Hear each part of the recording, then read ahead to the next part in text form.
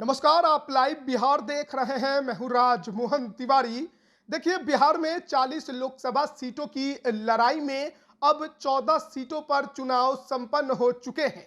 बीते मंगलवार को भी 5 सीटों पर चुनाव संपन्न होने के साथ ही अब चौथे और पांचवें चरण की लड़ाई को लेकर बिहार में राजनीतिक गतिविधियां काफी ज्यादा तेज हो गई हैं। ऐसे में एक बड़ी खबर निकलकर सामने आ रही है कि प्रधानमंत्री नरेंद्र मोदी 12 मई को राजधानी पटना में रोड शो करने जा रहे हैं। इस रोड शो के जरिए वो पाटलिपुत्र लोकसभा और पटना साहिब लोकसभा को साधने की कोशिश करेंगे। वहीं 12 मई को रात्रि विश्राम वो पटना में ही करेंगे और उसके बाद 13 मई को वो हाजीपुर, छपरा और मुजफ्फरपुर लोकसभा में जनता को संबोधित भी करेंगे।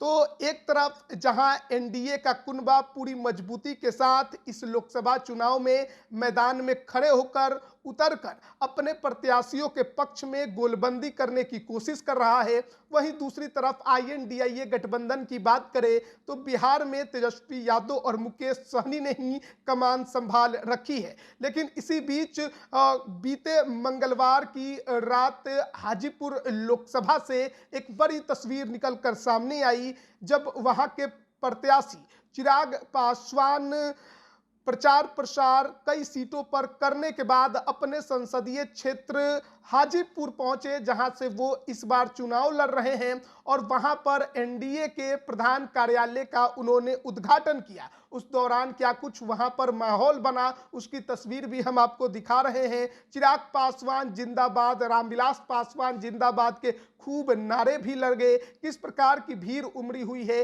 वो भी आप देख सकते हैं। देर रात्रि की ये तस्वीरें हैं और उस दौरान भी चिराग पासवान को देखने के लिए किस प्रकार भीड़ उमड़ी हुई थी, कार्यकर्ताओं में कितना जोश था, ये तमाम जो तस्वीरें हैं वो सबसे पहले आप देखिए।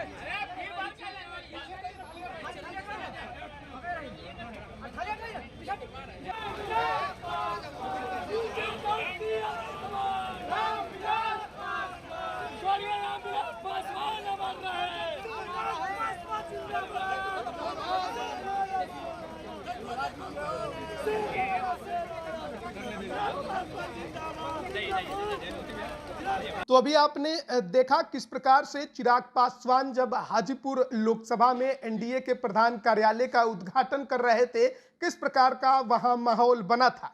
देखिए, 13 मई को चौथे चरण की वोटिंग 5 सीटों पर होगी, लेकिन उसी दिन अन्य सीटों पर जो 5वें चरण में वोटिंग होगी वहां पर प्रधानमंत्री नरेंद्र मोदी मौजूद रहेंगे और जनता को संबोधित करेंगे, जिसमें हाजीपुर, मुजफ्फरपुर, सारण की सीट तो शामिल है ही, इसके अलावा 2 अन्य सीटें भी शामिल हैं जहां पर पीएम मोदी उस दिन दौरा करते आपको दिखाई देंगे। तो इस बार हाजीपुर लोकसभा पर सबकी निगाहें टिकी हुई हैं, क्योंकि पहली बार अपने पिता के विरासत को आगे बढ़ाने की चुनौती चिराग पासवान के सामने है। वो लोकसभा चुनाव हाजीपुर से लड़ रहे हैं, जमुई छोड़कर। वहीं दूसरी तरफ वहां के मौजूदा सांसद उनके चाचा पशुपति कुमार पारस फिलहाल चिराग पासवान के कैंपेनिंग से दूर हैं।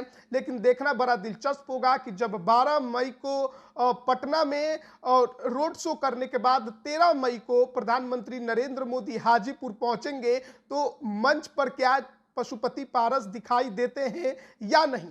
वहीं दूसरी तरफ छपरा में यानी सारण लोकसभा में भी प्रधानमंत्री नरेंद्र मोदी राजीव प्रताप रूडी के लिए चुनावी कैंपेन करेंगे। रोहिणी आचार्य के खिलाफ एक जबरदस्त माहौल बनाने की कोशिश उनके तरफ से होगी और फिर उसी दिन मुजफ्फरपुर में जो बीजेपी के कैंडिडेट हैं राजभूषण चौधरी निषाद, उनके पक्ष में भी वो गोलबंदी करने की बड़ी कोशिश करेंगे। तो देखना बड़ा दिलचस्प होगा 5वें चरण के चुनाव को, जो कि 20 मई को होगी। हालांकि उससे पहले चौथे चरण का चुनाव जो कि 13 मई को होना है, उस पर भी तमाम राजनीतिक विश्लेषकों की नजर है, क्योंकि मुंगेर लोकसभा उसी चौथे चरण में आता है जहां पर वोटिंग होगी और इस बार वहां पर लड़ाई जो है वो काफी कांटे की मानी जा रही है। अगड़े और पिछड़े की बात वहां पर चल रही है। ऐसे में ललन सिंह किस प्रकार से इस बार कामयाबी हासिल कर पाएंगे, कितनी बड़ी उनके सामने चुनौती है,